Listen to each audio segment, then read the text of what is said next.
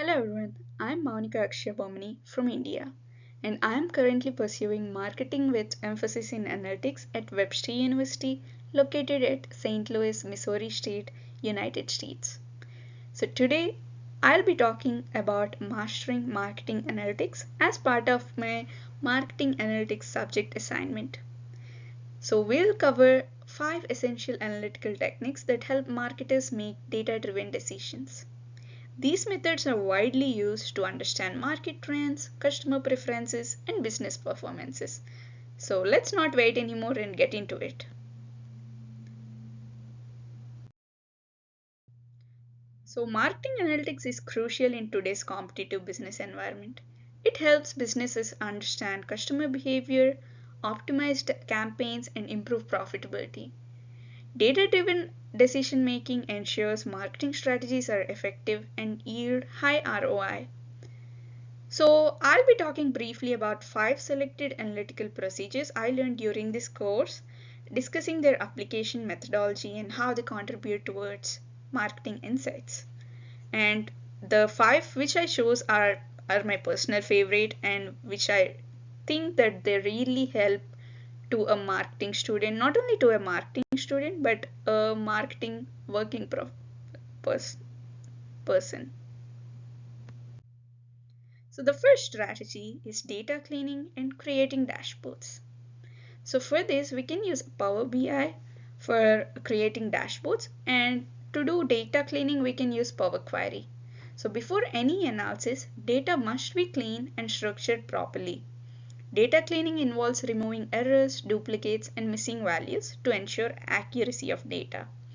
Dashboards helps visualize key metrics, making it easier to track marketing performances. Tools like charts, pivot tables, and automated reports enable quick insights if you are not aware of Power BI and you want to do it in Excel. So let's look at an example of a dashboard. So this is a dashboard example which personally I created in using Power BI. So coming to Power BI, I feel Power BI is very easy and even a normal beginner can use it because the interface is very easy, and it took me barely 10 minutes to understand the interface and start creating the dashboards. So if anyone is looking to create dashboards or any visualizations, Power BI is correct for you. So let's get back to the dashboard. So this dashboard represents a VP for marketing. Like we can see the overview. So we can see donations, like we got 58,000 donations, we got 253 registered donors. So we can also see like registered donors by state, and we can also see which persons contributed the most of amount of donations, and we can also see a trend over months of how the total amount by month and gender, and we can also see like a sum of total amount by state, like which states contributed most donations. So this is a basic example. I don't say this is a best dashboard example, but you can understand like I recently started doing Power BI and I was able to create this within an hour. So you can see how easy it is using a Power BI. So let's get into the next one. So next one is regression analysis. So regression analysis helps determine relationship between different factors. For example, how marketing spend affects sales or how customer engagement impacts conversions. By analyzing past data, businesses can predict future outcomes and allocate resources efficiently. This method is widely used for business optimization and strategic planning. So to use this, you can use it in Excel using the data analysis, and then you can go to regression to build models. So when you build a regression model, it is very important to note check the p-values if they are below 0.05 values, because if it's above 0.05, then we can decide that that particular attribute is not really contributing much towards the outcome. Let's talk about one example. Let's take toothpaste sales. We can name, like, let's say there is a Colgate toothpaste, and there is another another another variety of toothpaste under the same brand. So we can see that, let's say, the classic Colgate toothpaste got 1,000 sales, and the second one got 500 sales. So we want to understand, like, in the classic Colgate toothpaste, which attributes are contributing the most towards the sales. So using this regression analysis, it helps us to understand which attributes are contributing the most towards the sales. So if it's below than 0.05, that means it's contributing the most towards the sales. By understanding this, we can try to get rid of some things, like, let's say, for a toothpaste, maybe a quality, taste, and healthy, color of the toothpaste. These all are some of attributes. So we can understand which of those attributes are contributing towards the sales. So by understanding this, we can try to replicate the same towards for the second toothpaste. So let's get into the second strategy. Forecasting is my personal favorite in marketing analytics. So this also we do it in Excel. This is what, like, I love the most about Excel. We can perform a lot of things using just an Excel. So forecasting predicts future trends based on historical data. It helps in planning inventory, setting sales targets, and optimizing marketing campaigns. Techniques including, like, time series analysis, moving averages, and predictive modeling. Accurate forecasts allow business to stay ahead of market trends and customer demands. So to do this, we need to understand the data to decide which forecasting methods to use. There are three forecasting models: additive model, multiplicative model, and S-curve model. So in marketing, it supports demand planning, budget allocation, and campaign timing for better decision making. So let's see, like, when to use this additive model, multiplicative model, and S-curve model in the next slide. Choosing the right forecast model it could be very tricky, but it is also very necessary. It depends on data patterns, seasonality, and growth trends. Let's come to the first additive model. We need to use this when trend and seasonality remain constant in absolute terms.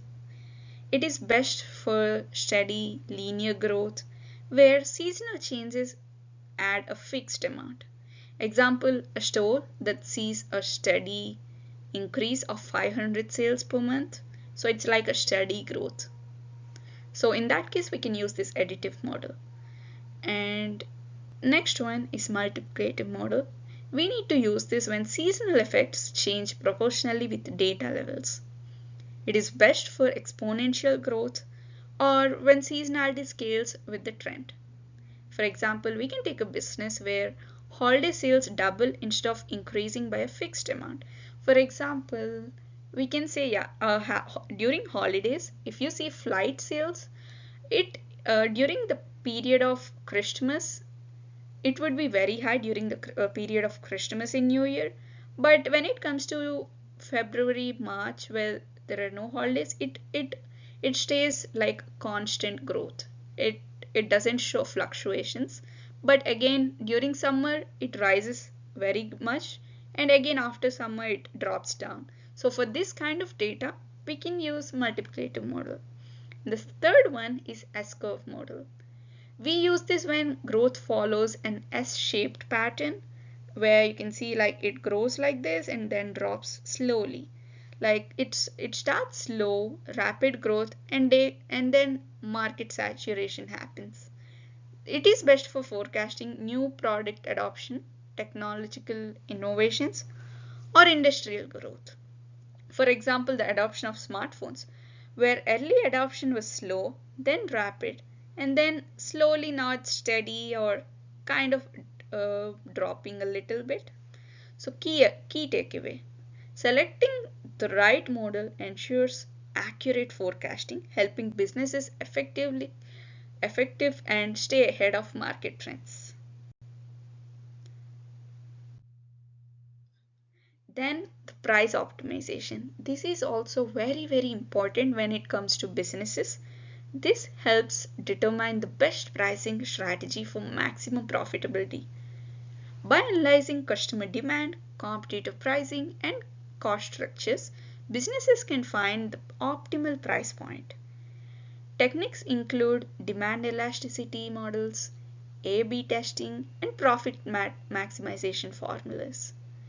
A well-optimized pricing strategy balances revenue growth with customer satisfaction. Again, we can use Excel for this strategy. So we need to determine the price and then demand, and then we need to find also the intercept and slope for that. Then we can use the solver to give us the optimal price based on some constraints. So then we apply a price elasticity formula to measure demand sensitivity and perform scenario analysis like what if that, what if this. Like let's say if solver has given us one optimal price, we can also check like what if we go above that price and what if we go below that price, and how much would be our profit if we go above and if we go below.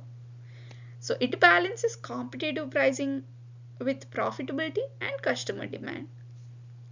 So for example, if you have a company selling bracelets, you tried to sell it three different or two different prices, but you want to understand like what is the price, like optimal price for these bracelets. So for that we can use solver to solve it for us.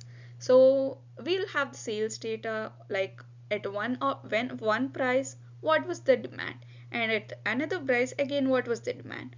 Based on that we'll try to calculate the demand in price percentage and also the price elasticity. So again based on that we'll give solver some constraints like don't go above this price or don't go below this price. So give me an optimal price where the demand would be more and also the profit would be more. So that's why price optimization works like wonders for businesses who are confused about like at what price do I need to keep my product or at what price do I need to sell my product to get the maximum profit. And then the final strategy is conjoint analysis. So conjoint analysis helps businesses understand what product features customers value most. Customers are presented with different product options and their preferences are analyzed. This helps in designing better products, improving customer satisfaction, and setting competitive prices. It is widely used in product development, market research, and branding strategies. Again, for this, we can use Excel. So we'll have a set of data. We can rank them based on their sales or anything. So let's take an example. Like you have Coke and Diet Coke and Pepsi. So you want to understand three of them based on their attributes. You want to rank them. We can create dummy variables for that. And then we need to reverse rank it. Then we perform regression analysis to determine attribute importance.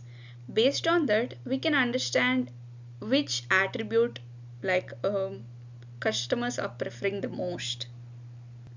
Like for example, maybe in Pepsi, they want it because it's less price, but they like Coke for the taste. So you can identify which attributes are most important in each product. Based on that, you can try to get rid of the others, or you can also try to create a new product by combining all these important features. This guides product development, feature prioritization, and pricing strategies based on customer preferences. So this strategy is mostly for to understand the customer preferences. Conclusion. So mastering marketing analytics is essential for data-driven decision making. The 5 techniques, data cleaning, regression analysis, forecasting, price optimization, and conjoint analysis, help marketers improve performances and maximize return on investment. Learning these techniques empowers business to make strategic informed decisions. Keep learning, experimenting, and applying these methods to stay ahead in marketing landscape. Thank you for watching my video, and I hope you got clarity on all these 5 strategies and about some marketing analytic concepts. Thank you for watching.